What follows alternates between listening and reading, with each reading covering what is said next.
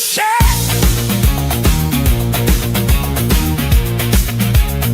for the GTF show.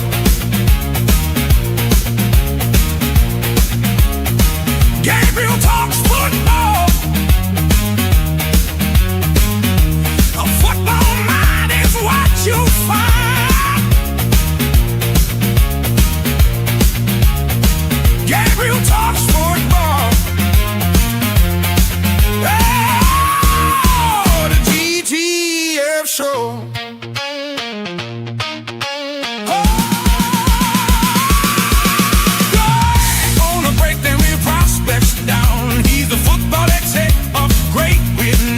Breaking down the Bears like no one around. He's Greg Gabriel, and this is GTO.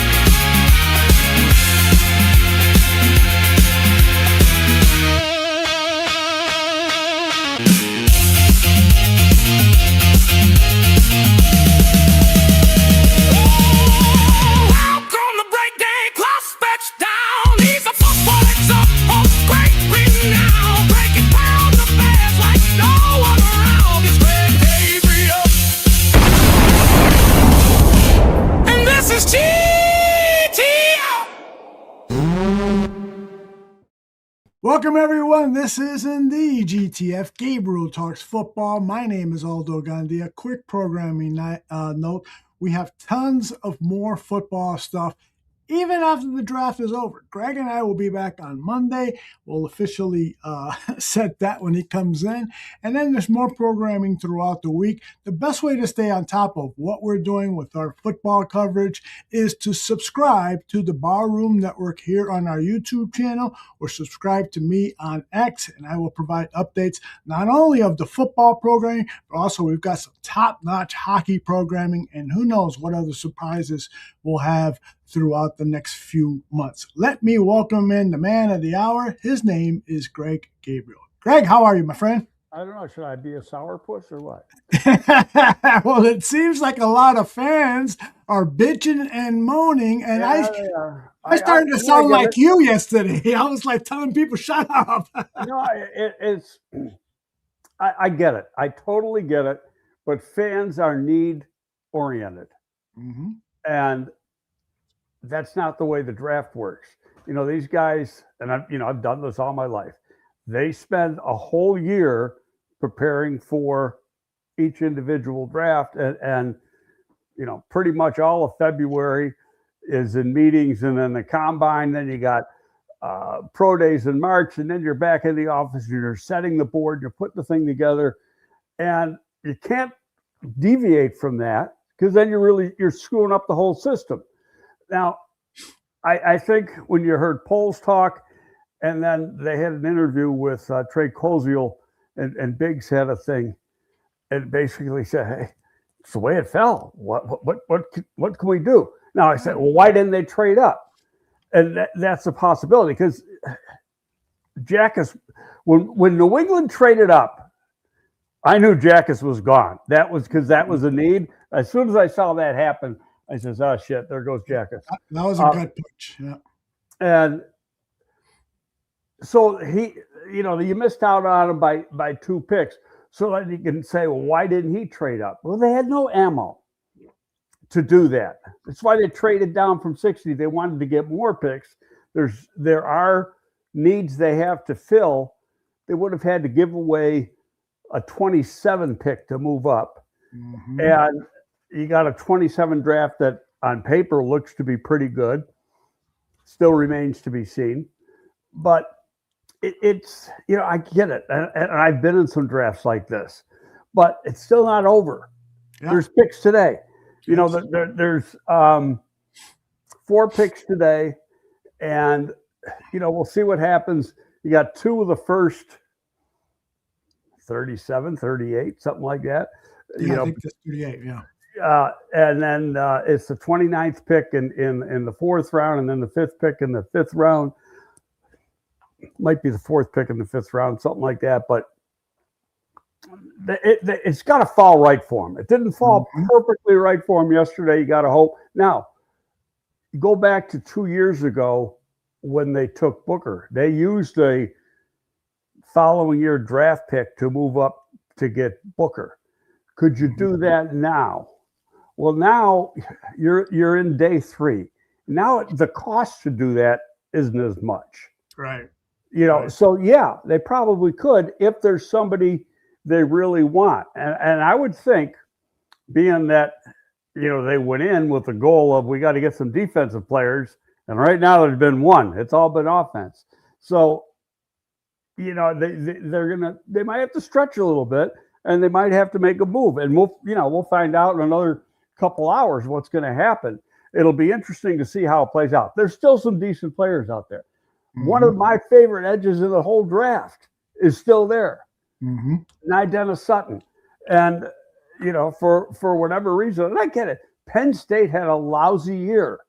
And you had him and the one technique who was Zane Durant, who is also still available. Both of those guys going into the year were thought to be premium round picks. And then Penn State went down in the toilet. But with Dennis Sutton, and I've said it on here about 5 times, after Franklin gets fired, that dude has 6 sacks in the last 5 games, all against Big Ten competition. It wasn't a dog, they didn't play any dogs. And so you saw the talent, and then you see the workout he had at the combine that was just lights out. So if it's me, I go up and try to get that guy. Yeah. But there are a couple other edges. Another guy that's really interesting is his name's Joshua Josephs from Tennessee. I have him up on the screen right now. I saw some tape of him earlier this week, and I was super impressed. He's not the prototypical Dennis Allen type, but this guy's got a lot of promise because of his speed, his length. I really, really enjoyed watching him. Very athletic, plays hard. In fact, it wouldn't shock me if they took him over Dennis Sutton if they're both there, because his motor is so good. LT Overton's not a fit. Oh, he's not. Some of the people on there are not. I know. He's a 3 technique. He's an undersized 3 technique type guy. He's got a square build. Yeah. He's short. He can't run. Then you got 2 other guys. Max Llewellyn. Not from Iowa, yeah. The guy's a hell of a football player. He ran like 4.83. But he plays faster, and he has production. Knows how to use his hands. Hard-nosed guy. And then the other guy is Mason Rieger from Wisco. Ooh, I forgot about him, yeah. Who is another balls-out player with production. Now, here's the problem, and I just found this morning. He had a knee surgery. He missed all of 24 with a knee surgery, and he had a bone graft done. Okay. I don't know what that means, as far as the medical. But he played without complications this year. But again, that's going to be, is he going to be red flagged by the medical team? Because I don't know, when you have a bone graft in your knee, what that means. Yeah. Well, and I was squabbling with some Bears fans because it's like you've been preaching, and it's really ingrained in me now, Greg. We have to, at this point of the player evaluation process, especially we, meaning me and the other fans, have to trust what Ryan Poles and the staff are doing. Now, after a season or 2, if these picks don't pan out, then they're open, fair game. Then Poles screwed up. But the thing is, they looked at this tight end, they looked at this center, and they said, we got better grades on these than any of these other defensive ends. So you're not going to pick a guy who was graded a 7 when your center is graded a 9 or whatever the effing numbers are. No, I get what you're saying, and you're right. When you look at just the picks, first of all, they all filled a need. There was a need for every single one of them. Absolutely. Okay, and all of them are good players. Logan Jones, best center in the draft, hands down. At most places, he'd come in and start right away. I doubt he will start this year here for one reason and one reason only. They don't want a rookie starting at center with Caleb. Mm-hmm. Okay, and you're gonna have a vet, but you're gonna have him learn for a year. The vet is out of contract at the end of this year. Kiss him goodbye, and then you pick up that money, and then this guy will step in a year from now. And now the center, he's been durable as hell. He's played a regular season games. He's played 120 regular season games. You don't get hurt. Right. So, and he's played like a half a dozen playoff games. So it's a good, now becomes a really good situation. And so I think, when you're looking, you're not only drafting for today, you're drafting for tomorrow. So that part's good. He's a good pick. Did I like the pick at 57? No. But, I'm not looking at their board. I don't know what their board looks like. Right. And I'll tell you, I was excited that they picked up a good inline, a blocking tight end, because I've been preaching it on this show for the last month or so. I'd love to see a potential successor to Cole Kmet. Cole Kmet's contract runs out at 2027 after this extension. So potentially, Sam Roush could now step into that Cole Kmet role. Well, they didn't do an extension. They just reworked it. Money. They shifted money around. And if know what he is, Sam Roush is, he's Cole Kmet. Yeah. But he's a better blocker. His testing was off the charts. The only thing I don't like, he got freaking alligator arms, and I'm an arm guy. But you watch the tape, and it doesn't have an effect. And there's certain positions where it really matters: defensive end, offensive tackle. Actually, you want corners to have length. At tight end, it doesn't affect him. He catches the ball really good. He plays faster than Cole, but he's got a similar game, and he's a better blocker. So excellent analysis. I love that analysis. He's really strong. Lance Zierlein had him as tight end 3 in his thing. But, a good pick. Did I want him where they took him? Not really. But, again, we're not looking at at their board, so we don't know what they did. Now, Zavion Thomas, I'll tell you something. I get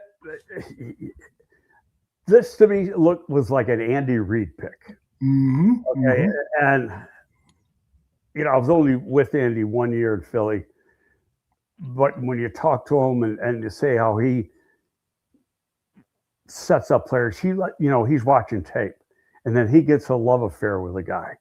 And there's been, over the years between Philly and Kansas City, they take players and they go, why are they taking him now? Because Andy looks at that guy and says, what I can do with this guy. And then you listen to the comments after the draft. And, there was one comment yesterday, he had no production. This dude had 41 receptions last year. What do you mean no production? And but not only does he play as a wide receiver, he plays running back, and he's a return guy. Yeah. And then, by the way, how about 4.28? Up to F and shabby. So, and he's 5'10" and a half. I was watching a video just maybe 45 minutes ago of his pro day. So he had a shirt off. This dude is stacked. Really? Yeah, he looks like a running back. I mean, he is put together. And he had plays, as a running back, carrying the ball from the regular running back position. He's real strong, real fast. And again, one of the scouts was talking, I think it was St. Jean was saying that that's his name. I might have his name right. He goes, all we were doing was watching Ben's face when we had the tape on. And he was just like salivating over this guy. And so that, then you get a situation where the coach says, God, what I can do with this guy. And like I said, it reminded me of an Andy Reid pick. And so I got no problem with that. I mean, we got to get some defensive players. They better do it today. They better do it today. Let's stay a little more focused on Zavion. This is Ryan Poe's last night talking about the new. Really, he's kind of a gadget player. Yeah, so this is a tough system, so it's gonna be a challenge for him to break through with Khalif. But again, we're gonna open that competition up for all of these guys coming in. I think you feel really good about the return ability that he has, and then he'll be in with the rest of the guys to learn the offense and how does he do that? How fast does that come along? You all have talked to our receivers. It's a challenging system. So maybe that role starts small and it grows over time. But, I don't want to put a cap on it. If he comes in and downloads fast and is up and running, then we'll see what happens. When you get that level of speed, there's a couple things. I talked about it with Dylan too. There's acceleration. Like it's that 0 to 60 where you can just like feel it. When he throttles down, I mean, he can take off and get up to high speeds quick. His ability to decelerate is impressive as well. And then when you are 190, 195, there's a level of breaking tackles and kind of getting through some of that trash. I mean, just, if you go through his tape and you cut down into the running back stuff for his entire college career, his ability to run in between the tackles is really good too. So there's a natural feel, vision, and just overall instincts that makes him unique. And he's one of those, I've watched the tape multiple times, and you're telling guys to come in the room and watch this, and coaches get excited, special teams coaches get excited, everybody's excited about it. So unique talent, and excited to see him operate and learn and develop while he's here. I could see why Ben got all giddy over the kid. He's a kind of guy, he's a chess piece that can do anything. Did you see the thing Eric Galko put out last night? No. Okay, I'm going to read this. He sent it to me, and then he tweeted it. Mm-hmm. Where the hell did I put it? It's not showing up. Galko is the well, he tweeted it out, so I'll find the tweet here. Just bear with me. All right, I'm just letting the audience know who Galko is. For those who don't, he is the executive director of the East-West Shrine Bowl game and a friend of the show. Every time I want to find something, I can't do it fast. Here we go.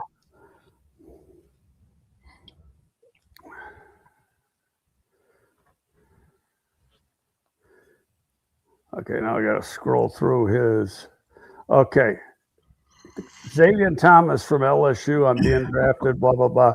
Then he sent a tweet. He goes, the Bears just got one of the most explosive slot receivers and potential return prospects in the class in LSU, Zavion Thomas.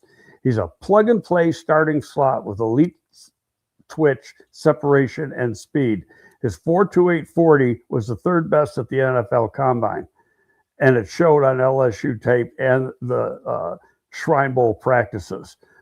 Plus, he had 4 career return TVs, 2 as punt return, 2 on kickoff returns. Bears just got a dynamic weapon.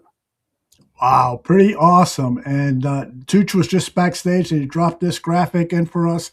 Those are some of his numbers. 41 receptions, almost 500 yards, 4 touchdowns. His long was 62-yarder, 11.9 yards per catch. He's only 21. He's almost 5'10 and a half, 190 pounds. Does arms, the 30-inch and a half arms, is that a concern for you? Not on a 5'10 guy. And Okay. Don't forget, it's arm length in relation to his height. Gotcha. And there's that 4.28 40. Just wow. It's. I know a lot of Bears fans were really saying we need more speed at wide receiver, and I was arguing more for a blocking big wide receiver. So they didn't follow my advice; they followed your advice. I hope that those fans are happy with this pick. Look at that broad jump. 10 well, he is a gadget guy. I mean, Yeah. So Tyreek Cohen type guy. But Cohen was a lot shorter. Cohen was 5'6". This guy's 4 inches taller Exactly. and faster. So a lot of talk about the defensive line, and Ryan Poles was asked about the defensive line. This is what he said. Right, it seemed like defensive line may have been a need coming into this draft. Was it a situation where you guys just didn't view it the same way as as big a need, or the board just didn't go that route? Yeah, the board, the class, a little bit. This is a little life at the back of the round. It's different, but it's really how the board shook out. When we made that turn into 2, we had a good sense through our research that was going to kind of be a hot spot at the very top of 2. Wasn't really possible to get up that high without giving up a ton, and at the end of the day, we just follow the board. Your thoughts? Yeah, I mean, that's what I said at the thing, that they all came off the board real quick. And so it's like, and the Bears had no ammo to go up and get it. It would have cost them at least a 2 next year to do that. And to me, that would not be sound drafting, especially if 27 turned out to be as good as it's supposed to be. Right.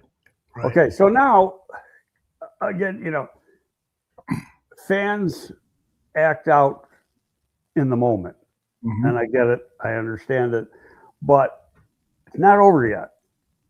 Let's see what happens, especially with these next 2 picks.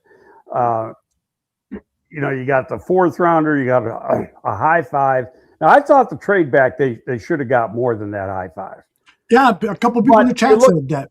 Okay, but you look at, I mean, and actually Tennessee had a 5 that was 2 slots higher. To me, that's nothing, because you're going to end up getting the same player anyway. Probably, right. But, Tennessee did. It called for a low 4, but Tennessee didn't have the low 4. Okay, so I get it. That was probably the best trade available. Could they have gotten the 5 and maybe a 6 or something? I don't know. You had to press for it to see, and you got to know what the conversation is, and then you could, go back to what Galco said a couple of weeks ago on here. He goes, you might have to throw off the chart in this year's draft because the value isn't there, and we'd have to go through all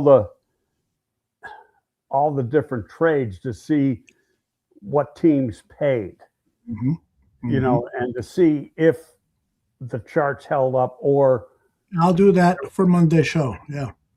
Excellent. Thank you, Maddie, for the $5 donation. And I agree with you. We still got picks left. Let's stop our bitching. Let's let these guys play. Well, there's some defensive tackles too. Grace Halton. In fact, I put together a graphic, Greg, with not just defensive tackles, but just notable players that are still out there. So the defensive tackle. Halton is the problem with Halton is he's got 31-inch arms.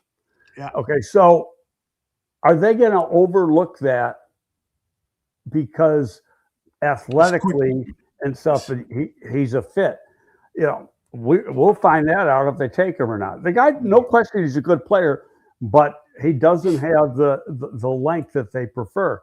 And the same with Zane Durant. Now, but Zane Durant's arms are like a half inch or 3/4 of an inch longer than Grayson Halton. And if I was going on 24 tape, I'd take Zane Durant every day of the week. And Zane Durant ran a 4.7. So there's still players there that fit, and then one of my favorites, he's down here a little bit further on is Proctor, Caleb Proctor from Louisiana, or Southwest Louisiana.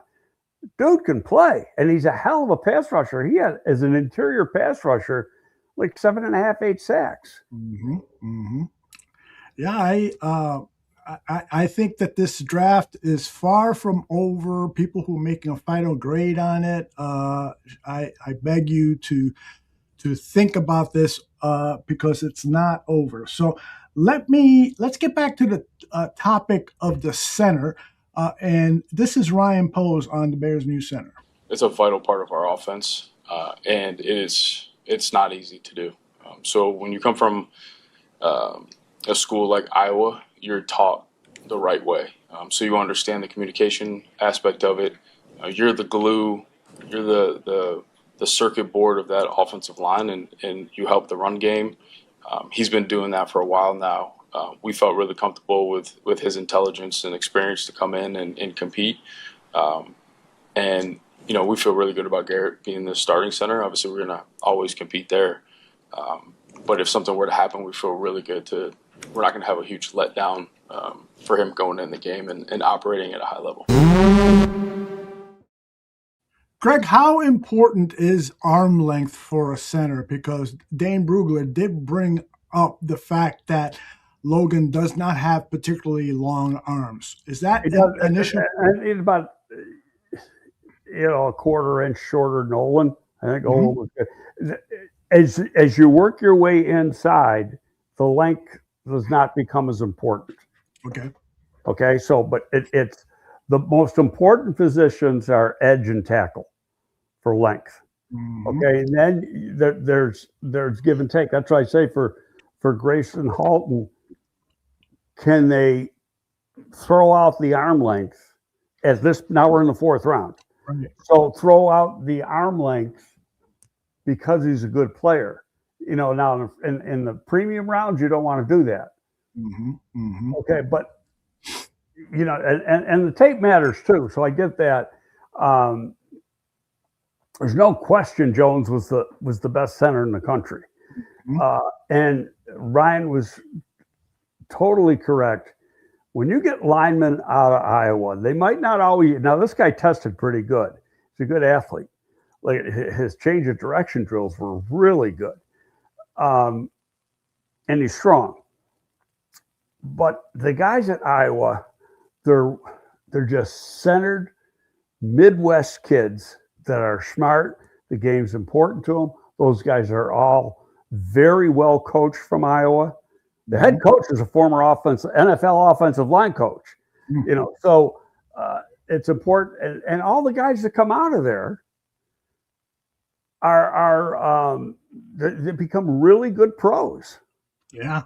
I mean, the history. Great program. The center from the center that the Ravens had that just got like $30 million in free agency. He has short arms too, like the same length as this guy.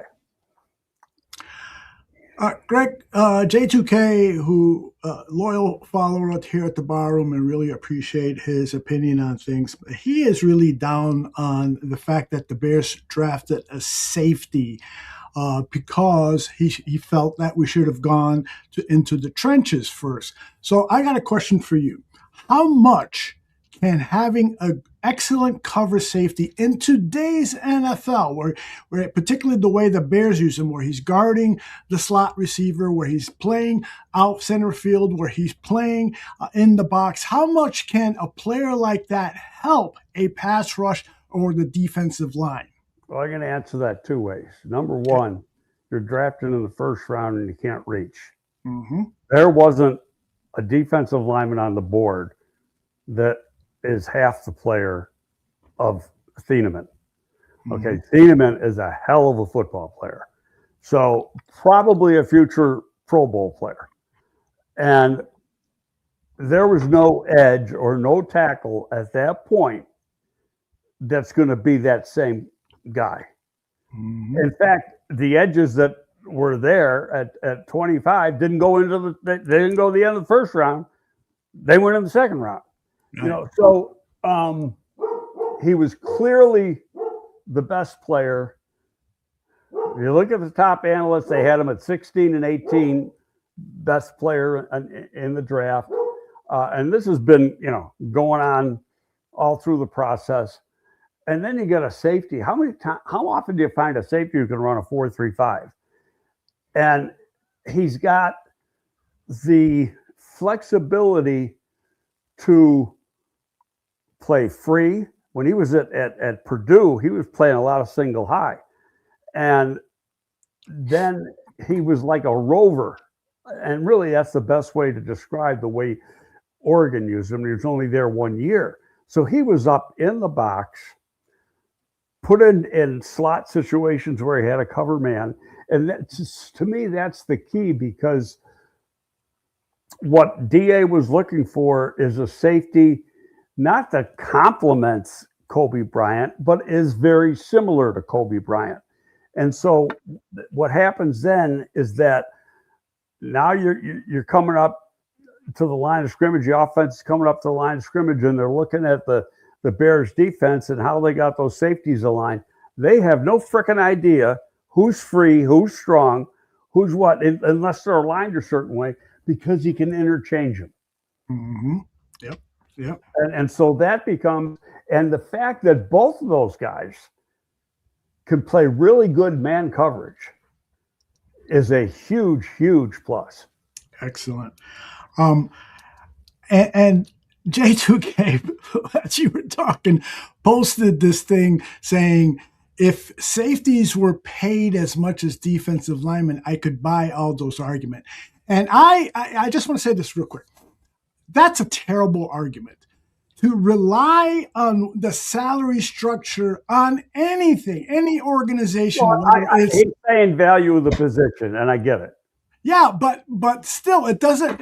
In this system, the safety, to me, all the defensive backs are worth as much as the front line, because this is Dennis Allen's system. It's all got to work together. And the salary structure in the NFL is in no way an indication on value to a team. It's not. They're paying. Look at the highest paid quarterbacks. There's some idiots making more money than top offensive linemen. Should that be the case? Absolutely not. So it's a you're getting paid by the what the market is for a particular position. Yeah, exactly. That's your arguing point. But okay, now let's go back a couple of years, and the Ravens take Hamilton from Notre Dame, arguably the best safety in that class. But then he goes to the combine and he runs 4.7. He goes to the pro day at Notre Dame, runs 4.7 again. It's like, oh my God. Because when you watch him, you thought he was going to be a 4.5 guy. Yeah. Okay, because his instincts are so good. Well, how's he played since he's been in the league? Well, he's been a freaking Pro Bowl player almost every year. Mm-hmm. Mm-hmm. And he's a difference maker on that defense. You have to account for him. Yep. And this guy is the same type of player. I agree. And J2K saying Hamilton dropped as a result of that. Well, he dropped because of the 4.7. But Exactly. He still went in the first round, and I think he went higher than I don't remember what pick he went, but I think he went higher than 25. Yeah. I just feel like a lot of people apply, and J2K is a very smart guy, so I'm not being personal about this, J2K, but I had this argument with Phil and Shane many, many times. You are applying the things that you've learned over your years in the NFL, but what you're not applying is how the game changes, the innovations in the change. I remember Draft Dr. Phil saying, football never changes. And I go, tackling maybe, football running with the ball. Every year. Exactly. How you play the game changes year to year. Right. The rules change. The formations change. There's more creativity and so forth. And so this is exactly what Jeff King said in his press conference, that these coaches aren't done innovating yet. And so they're applying players to their system, right or wrong. But that's what's the decision is based on, their ideas on how to run this team. Well, I'll say it this way, Aldo, and similar to what you did. Thank you. Because I posted it on X at around 20 in the first round. I said, wow, Thieneman's still there. Mm-hmm. Is he going to get to the Bears? In my opinion, going in, first of all, I thought there's no way. And I think if he is, I think we talked about it here last week. If he's like the only guy that had he been there, that you're going to take over a defense, a defensive lineman or something. But if you recall, I'm saying, I don't like what I'm looking at on the defensive line at that spot. Right. Okay. Right. And then you look at what happened in the draft. 5 of the last 7 picks in the first round. The only two that didn't trade were Chicago and Seattle. They all traded out. And why? Because they weren't looking at, the teams moving up were looking for particular players, which I said was going to happen. I said that's the heaviest trade time of any draft is in that last quarter of the first round. And it's, to me, this was a no-brainer. He was rated too high, literally the best player on the board, and at a need position. So it filled, two things. We have over close to 700 people watching across our three platforms, X, YouTube, and Facebook. And welcome to everyone. Now, I can only see comments from the people on YouTube. So if you have a question, now's the time to get them in for Greg, because we've got about 15 minutes left. Greg is going to be on with Swifty at about noon today, so you can follow him. We're not doing it in like 30 minutes. Okay, so I got to get you off here. The draft starts at 11. Okay. And so gotcha. My bad. Yeah, the draft starts at 11, and I said, Swifty, I'm going to need about 10 minutes in between these two.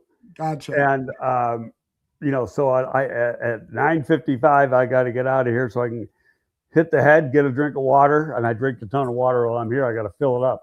Yeah. All right. So let's, Howie's got a question. Let's entertain this. Hypothetically, if your goal today was 2 defensive tackles today to target those positions at 129 and 144, what would be your combo to replace Street and Lynch, because they have zero guaranteed dollars?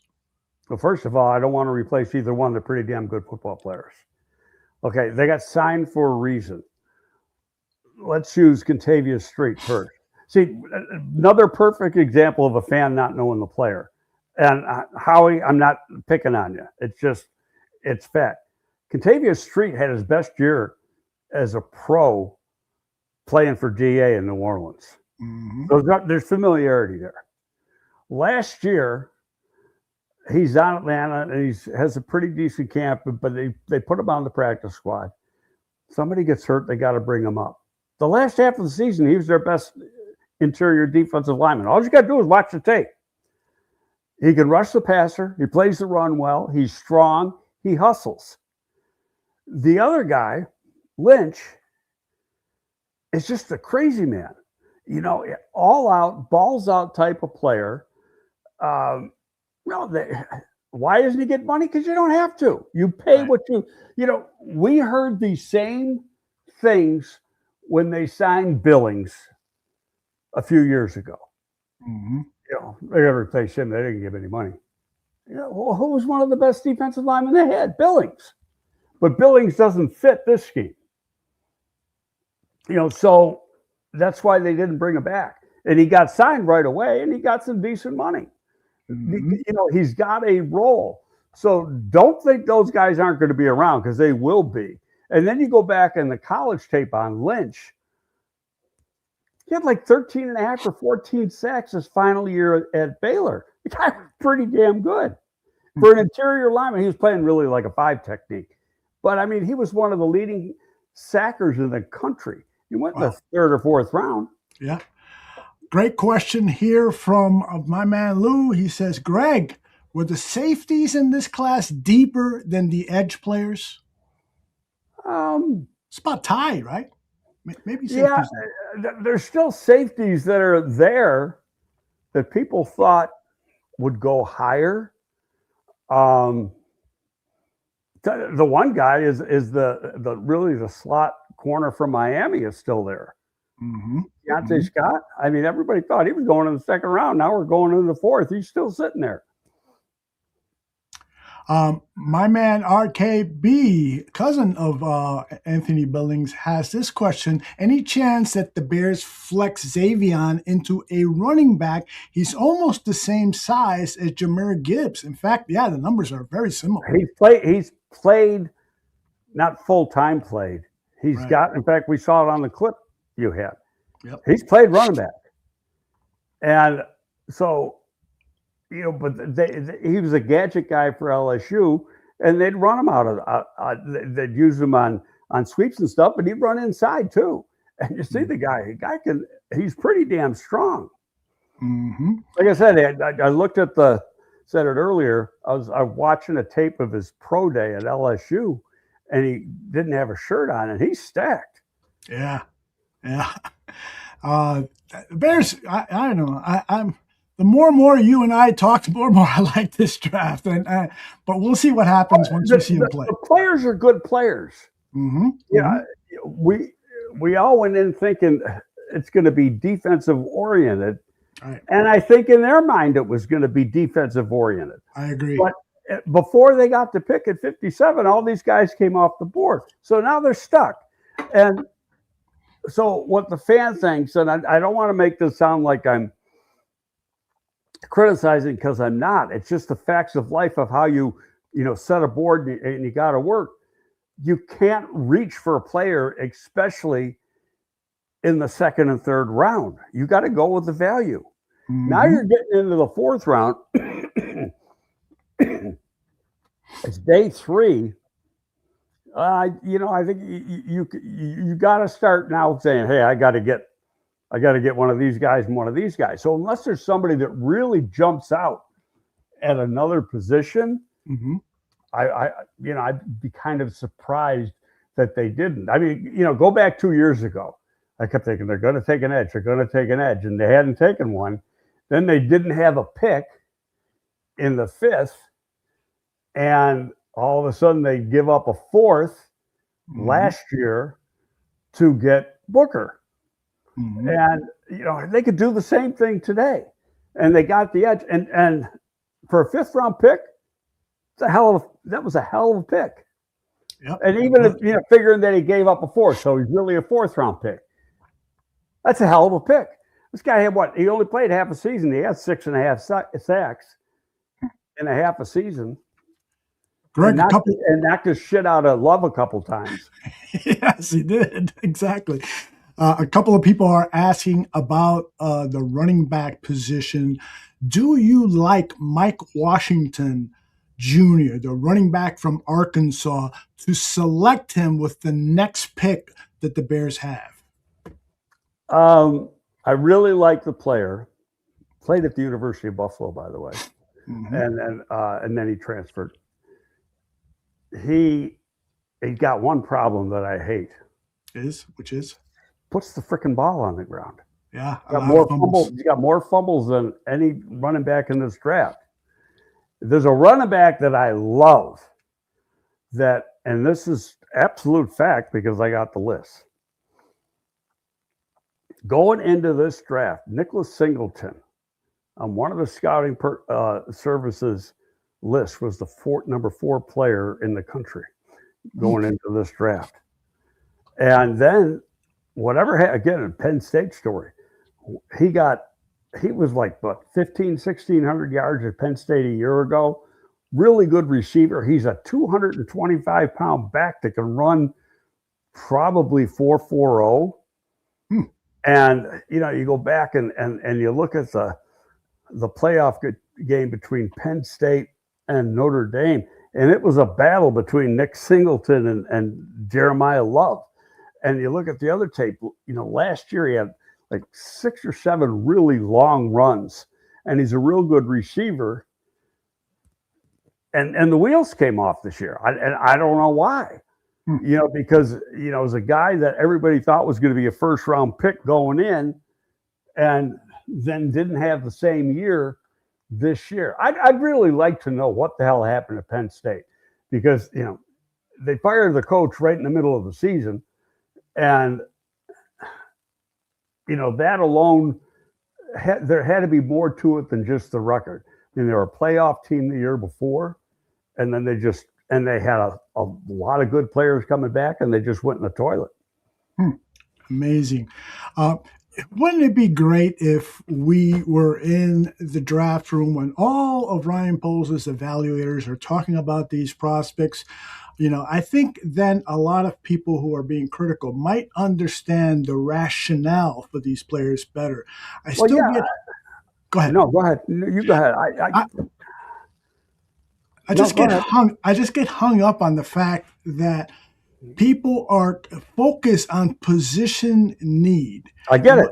And you can't do that because it comes them to bite you in the ass. Exactly. And now people are saying, but this defensive line sucks. I'm not going to argue with it. But there is the possibility guys will get better, right? Well, first of all, you got Turner coming back. You got Dale coming back. Right. And Turner, they took him in the second round last year and he got hurt. The only thing is that they haven't gotten an edge yet, which tells me that they may have to keep him outside. I know they prefer to keep him inside, but they may have to put him outside depending on what happens, say in the next couple picks. But it is you in those premium rounds you can't reach. You've spent days and days and days putting together your board and lining up your board, and you can't say, screw it, I'm just going for needs. Mm-hmm. Yeah, and Post talked about that. That's just a big mistake that a lot of general managers make in this league. And you really have to trust the evaluators who have everyone in the room, like you've taught us, Greg. Everyone in the room is making this decision as a team. They have all come out of there saying the guy to draft here with this next pick is the center, Logan Jones. The guy to draft here is the tight end, Sam Roche. If you don't trust those guys and you're the general manager and says, you know what? George is really upset about the defensive line not getting as many sacks as we should. Let's reach for this defensive line. Then you're being really negligent at your job. There's one thing I wanted to say about Roche or however you say his name. And to me, this makes sense. He's a number 3 tight end. Okay, so I went to look up how many snaps Durham Smythe played last year. During the regular season, how about 293 snaps? And then add about another 40 on top of that in the 2 playoff games. Thank you. He played a lot of football. Yep, that third tight end is a very valuable position in this offense. Yes, in this offense, and in many NFL offenses, makes the running game go. And this guy's better than Durham Smythe. Mm-hmm. Bigger, absolutely. Faster, better athlete, better blocker. So when you look at that, and that's why I did that. I was, because I saw people on X bitching. And then I said, I'm going to just check out how many plays he played. Mm-hmm. And when I saw that, I didn't even think of it. I knew he played a lot. I didn't think it was that much. When you throw in the playoffs and he has about 335 snaps, he played a lot of freaking football. Yep. About a week ago, I rewatched that Green Bay Packer post game, the wild card round game, and Durham Smythe was out there a lot. He played the fullback. He was basically at the U back, playing at the tight end position on 3 tight end formations, having some reps in the 12 formation, and then playing that fullback role. And so this kid here, Sam, is his replacement, and could potentially be Cole Kmet's successor after Kmet leaves the team in 2 or 3 years. So we'll see. We'll see. Greg, any final thoughts before we get you out of here? You can go hit the John and then join Swifty over at the Swift Sports Network here on YouTube. I'm looking forward. I'm kind of praying. Get some freaking defensive players with these next 2 picks. Mm-hmm. Could there be a running back? I can't say there won't be. But history says... And Kyle Monungai is a perfect example. You're going to get a good running back in the 7th round, and they got 2 7s. Yeah. I got one more question for you, Greg, real quick. There is speculation now that because we know that the Bears were upset that their defensive linemen did not fall to them in the 2nd round. So now, of course, there's speculation that they may go out and try to trade for a veteran. Your thoughts? Eric Durbacher and I were having that conversation. The guy yesterday, remember we brought up after the Giants took Reese, and we brought up the Giants had right away. Thibodeau is not getting traded. He's not on the trading block. Last night, right away, Thibodeau's on the trading block. Okay. The problem you got, and I'd make that trade, except for one thing. I don't think you're going to have to pay a whole lot for him, because he's on a 5th-year contract, which is guaranteed, but it's like $15 million. So right now today, they cannot make that trade because they restructured 2 contracts to give them $10.4 million. So they got about 10.6, but they need for the draft. Now they got an extra pick, about $8 million. You just figure in the base salaries.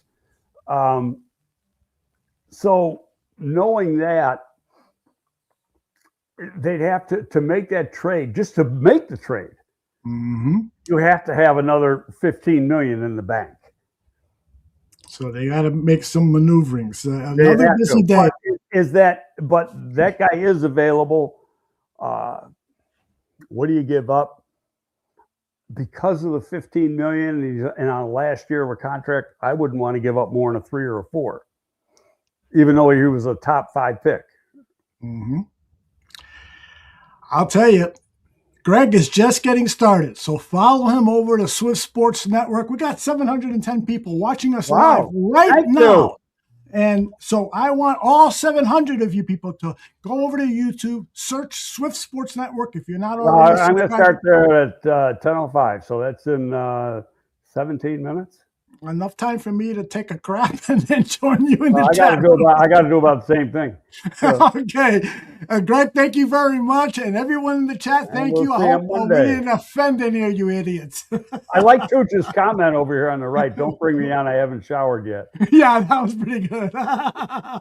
Thanks, Tooch, for being in the background. We'll talk to you all later. Bye-bye. Does the smell come through the screen? I don't know. Probably.